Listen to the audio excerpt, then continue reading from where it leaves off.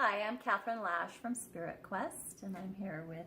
I'm Daniel Posney from Spirit Quest. Yeah, we're so glad that you joined us. We would like to talk today about triggers. And mirrors. And mirrors. Triggers and mirrors. Because they're still fun. Yeah, yeah.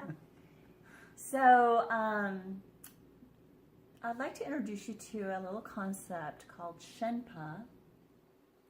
And Shenpa is a Tibetan word that basically is the idea that you've been triggered by something. So it's not really an emotion or even a thought. It's kind of like when you hit your funny bone. When you hit your funny bone, you're right there. You don't think, oh, am I going to react to this? No. You just go, oh, that hurt. Oh, it's just this thing that got you, you know. And so that's what happens when your Shenpa shows up. It's reacting. And it's almost like the ego in that moment comes charging in. What happened here? Who's to blame? Right. What are we going to do about this? Well, we're not going to talk to her for a week. You know, it's like you get this little resolution. And she's done this many times. And other people have done this to me in my past too. So the ego comes in and really tries to figure out what's going on and what is the course of action. But if we take a step back at that moment, if we realize, if we see our Shenpa is there, then we have the choice in that moment to not get hooked, to not, you know, another analogy that I use is Velcro. So when I allow that Velcro, at least my segment of it, to come out, and then somebody else's Velcro to attach to mine, some people carry those around for hours. Some years. How about lifetimes? Yeah, lifetimes. So that another word that people use for that is hook, when you've been hooked. And you know, if you look at the word trigger in our language, I've been triggered. What does it mean to trigger a gun? Yeah. We Set it on fire. We cock that trigger, Yeah. and then who knows what's next, It's gonna be you know. bursting out something crazy. Something crazy, Yeah. or maybe you hit a nerve, you know, and that's another way we say it in our language. And you can notice it in other people too. They might just be fine, you're talking to them, and all of a sudden you say something and you hit a nerve, and you see their Shenpa. And so that's really the worst time to continue that conversation, because unless it goes away, sometimes it's triggered and then it softens. And you're like, okay, we'll continue talking. But if it doesn't soften... Yeah. And, you know, I guess I was thinking about the question, why would I want to work on this? Because, we all know people that kind of delight in being triggered. And they're those people that just get, upset about everything, and that's just the way they are. But the problem with that is that they may feel empowering to them in the moment, that they can be assertive, aggressive, angry about something, but actually that bleeds out into every part of their life. So imagine that you're living your life through reactions and through triggers. Everything is going to mirror back to you, so you can get mirrored and triggered back again. So imagine that, like Catherine was saying, that things just didn't stick to you, that your life was just, that everything was okay the way it is. And really? I remember, years ago I was in a relationship when I was just starting to wake up consciously, and we got into one of our first arguments, and she was a bit more conscious than I was at the time. And she said, well, Daniel, if you're mad at me, it's your stuff to look at. And I went,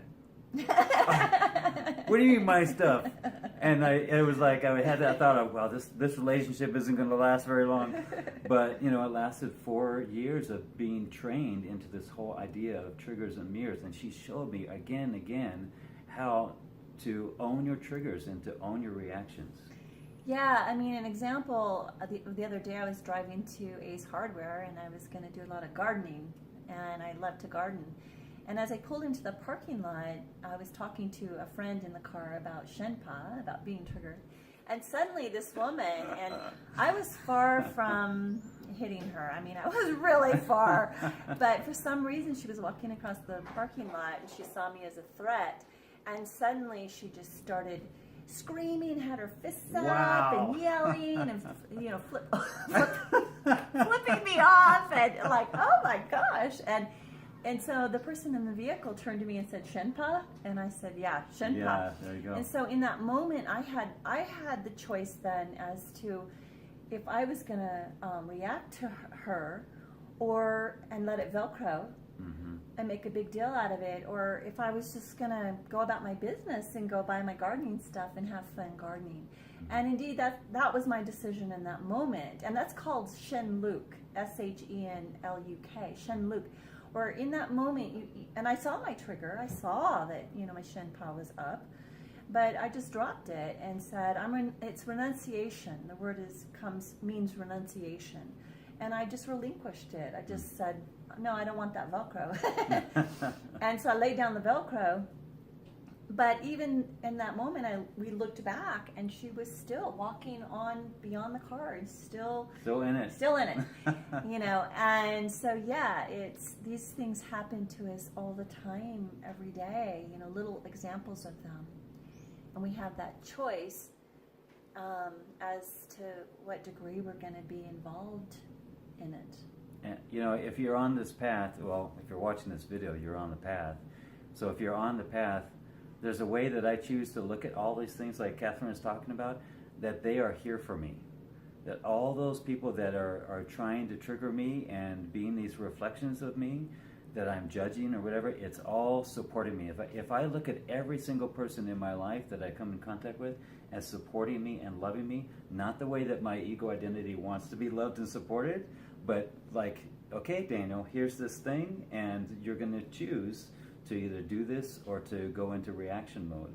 I had a similar thing at the coffee shop. I had an older guy that was sitting there reading the paper, and I was pulled to. I didn't want to sit there, but I was pulled to sit there, and I said, "Good morning," and he goes, "What's so good about it?" And there continued this back and forth thing, and I just kept doing my best to stay in love. And then afterwards, I totally got it. I saw that this guy was loving me and saying, okay, walk your talk. Here it is. Yeah. And, the interesting thing is that once you make a decision, if you're going to go there or not, if you're going to Velcro to that or not, and you decide not to, and you completely let that go, then you can later look back and say, how'd you do today, Catherine? Yeah. When that happened in that parking lot, how'd you do? And you can pat yourself on the shoulder and say, good job, because sometimes, to be honest, even with all the work that I've done in my life, there are times when certain things just get to me, and I'm like, oh, I'm Velcroed. Oh, and now I'm stewing about it, and I thought about it for 2 or 3 days. I took over my life. I can't sleep. I need to take a hot bath to relax. It's like, and then in those cases, I look back at myself and I say, you could have done better, and I work on doing better. And you will get another opportunity. Right, and I definitely will get another opportunity. And I do want to say something about the woman in the parking lot. Is if I really would have almost hit her, or bumped her or something with my car, then it is my responsibility to get out and really deal with that situation. And in AA, they say it's cleaning your side of the street. You take responsibility for what happened, and she's upset for a reason. I did this, and I would have done that if it would have been a different situation. But so we do the best we can do to clear out and clean up our side of the street. But I'm not responsible for her Shenpa. I'm not responsible for her reaction. I'm not responsible to run over and clean up her side of the street. Right. Just your own stuff. Just my own, a big question that comes up when we get into this conversation with clients is that it all sounds great, but how do I get there? And it just brings me to a story that Ram Dass talks about in his book, Be Here Now. And he talks about a guy walking down the street, and some guy comes up to him and does one of these shoulder bumps. And so the first guy, hits him or something, or yells at him. And then the next day, so it's going to be like this ongoing thing. Every day this is going to happen. But every time, he may hit him or he may yell at him, but he thinks about it first. He's aware of it. Now the next time, he almost does, but he's more aware of it. And then the next time, he doesn't do anything. He just, oh, I'm sorry. It's just a practice, and like Catherine is saying, and we all know we're going to give ourselves another opportunity so we can practice. That's all it is a Yeah. practice. And actually, if you practice with little baby steps, then when the big one comes, you're ready. Yeah. I'll give you another little example. So I was in line at Starbucks, and I was kind of in a hurry myself. And I waited and waited, and I got right up to the counter, and in zooms this lady right in front of me. She plops down her money on the counter. She looks at me. She says, "Oh, I'm sorry. I'm in a rush today." And she orders a coffee, and I reach out. So in that moment, I had to make a decision how I was going to react, because I felt that reaction coming up, or the shenpa. And I reached out, and I moved her change back to her, and I put down my money, and I said, "Let me buy her coffee." And Wow. I didn't do it in sarcasm, and I didn't do it like, "I'm going to teach you a lesson," because that's still ego playing out there. Spiritual ego. Right? Yeah. I really saw myself in that moment and said, Catherine, how are you going to react in this moment? And that's how I decided to react. And I patted myself on the... Hey, it's not always that way. It was not always that way. Yeah. It was just that day. This is just a fluke. It's just a fluke, And so I patted myself on the shoulder. I said, "Good job." I kind of felt good about it. But guess what happened? When I got up then to the front of the line, the gentleman, 3 people back, said, "Oh, and give her a $30 gift card." Oh, God.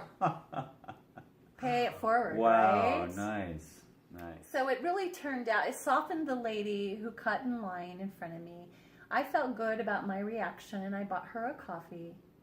And then the gentleman behind me bought me a gift card, and he probably felt really good about that too. Wow. And everybody in line felt good about it too. Everybody got lifted up. Everybody was happy, So now you got to look at that lady who catalyzed the whole thing as a blessing for everyone. That's about like seeing the gift and everything. She got that whole thing in motion. Wow. So it's kind of like, thank you for charging me so that I can make this decision about how I take this baby step forward. Do I do it in a positive, loving way, kind way, or do I do it in a negative, harsh, sarcastic, reactionary way? Yeah. So this is what I still learn this all the time, is that every trigger that I'm about to have or that I'm having is an opportunity for me to come into awareness. And that is the greatest gift, for someone to cause you, if you can be conscious enough, to come into awareness.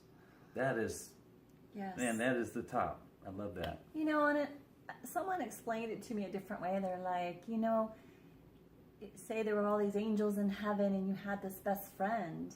And this best friend has been challenged to teach you forgiveness on earth. Yeah. And we know that's one of the hardest ones to learn, because those are the deepest wounds, when we feel like we need to forgive someone.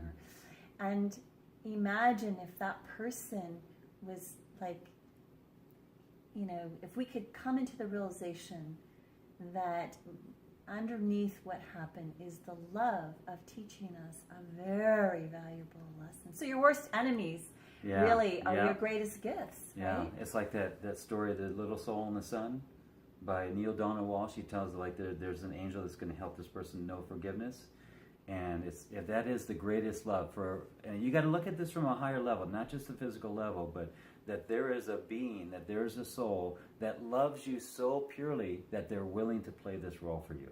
Yeah. That just floods me with love. Right. And I do it I do it first for me. In that sense, forgiveness, actually, someone once said the true definition of forgiveness is letting go of the wish the past had been different. Mm-hmm. So I accept it just the way it happened, and I actually learn from it, and I move forward. And so in accepting that and not being charged by it, now I can begin to say, wow, I learned this valuable lesson. So in that sense, that horrible person or that horrible thing that happened has become my gift. Wow. Good right? insight. So if you want to learn more about forgiveness or forgiving, and you want to learn more about triggers and mirrors and how, triggers can taint the way we even view the world. And cause more ease and grace in your life. Really, this is not just work for work's sake. This is about making your life easier and more graceful. Enjoying yourself here on this planet. Yeah. Stop treading water all the time. It doesn't have to be a struggle. It really doesn't. No. Yeah. It can just be fun and enjoyable, and even the big ones that come, we can move through those with grace. Yeah. Thanks. Thank you. Namaste. Just want to let you know that any of the topics that we've discussed are available for you by phone or by Skype. And just give us a call. We'll go deeper. We've got a number of practitioners available to help you move through your own stuff, to activate these different topics, to be the best you can be in your life, to let go of it and step into joy.